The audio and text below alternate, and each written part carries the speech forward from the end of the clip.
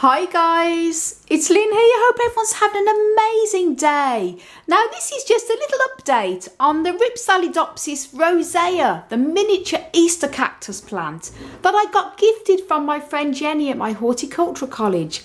And Jenny had this plant for many years. It was her daughter's. She'd had it for a long time. She gave it to Jenny and it was in a bit of a bad state when she gifted it to me. She said, Lynn, I know you love cacti.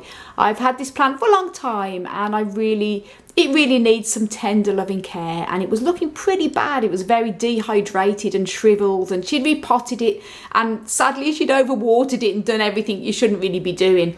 And I took over from it, and because it was in such a bad way, I checked the roots and it was pretty much bad, and the stem segments were so shriveled. I decided to treat the whole plant as cuttings, so I left a small part that was still quite healthy with the roots into the original pot. This is the original pot here, and I propagated most of the stem cuttings that were healthy enough. Some of the ones that were very sort of shriveled and dry, they wouldn't survive, but I propagated the healthy parts, and I actually propagated it with the water method by rooting them in water.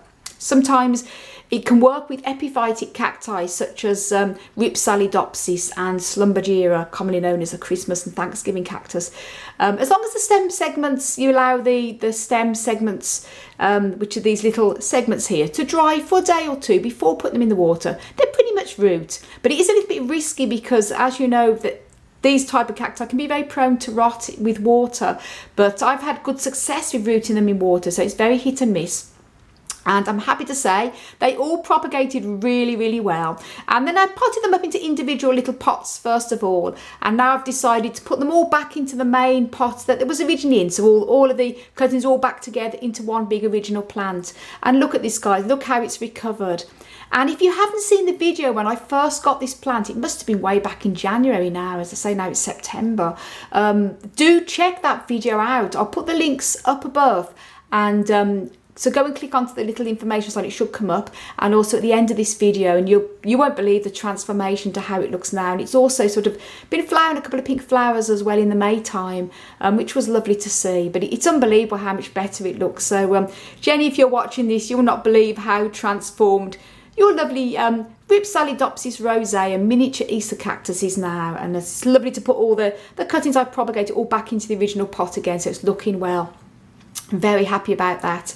And Easter cactus, the Rhipsalidopsis, a little bit more trickier to grow than Schlumbergera, I should say, commonly known as a Christmas and Thanksgiving cactus. It can be a little bit prone to rotting back and things. It's a bit temperamental, and we have quite a few of the Rhipsalidopsis in our collection, the Easter cacti. But this one, the miniature form, which is the Hatiora rosea form of the Rhipsalidopsis, is not as commonly seen, and as I say, it's a little bit more harder to grow, but it's doing very well here. I have this in my office where I have a little grow light as well, which I have on in the winter, and I have a selection of different types of house plants here, mainly sort of orchids and other things I've got going on, and Selenicereus cacti and things. And this is where I'm going to use this room to overwinter a lot of the other plants in the polytunnel that aren't as cold hardy as the other ones are. So although there's a lot of space around here now, in a month or two this is going to be packed out and the window will be packed out. And if you want to know what this cactus here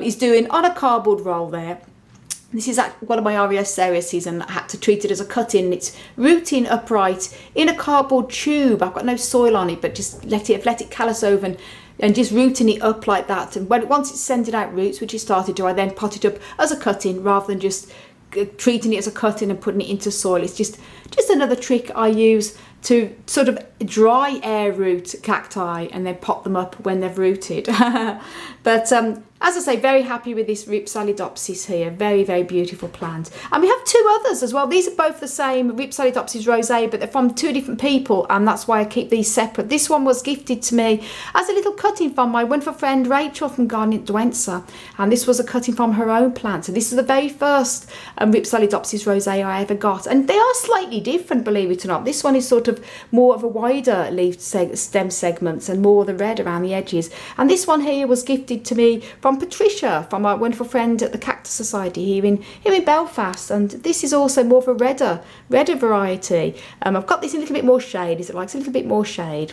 But it's doing very well, as you can see there, very beautiful. Again, had little flowers in the spring. So that's the update, guys, and do check out the original video if you haven't done already.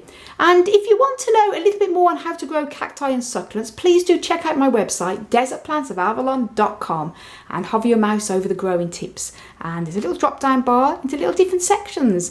And now it's coming up to the winter time. I'll have a lot more time on my hands to settle down and write a lot more blogs and care videos, and sort of care tips, care blogs, I should say, for my website. So guys, thank you so much for watching, and I want to send you loads of love, heaps of happiness, and tons of cactus power from across the Emerald Isle. And until the next video, bye. Bye. Thank you for saving me. Bye.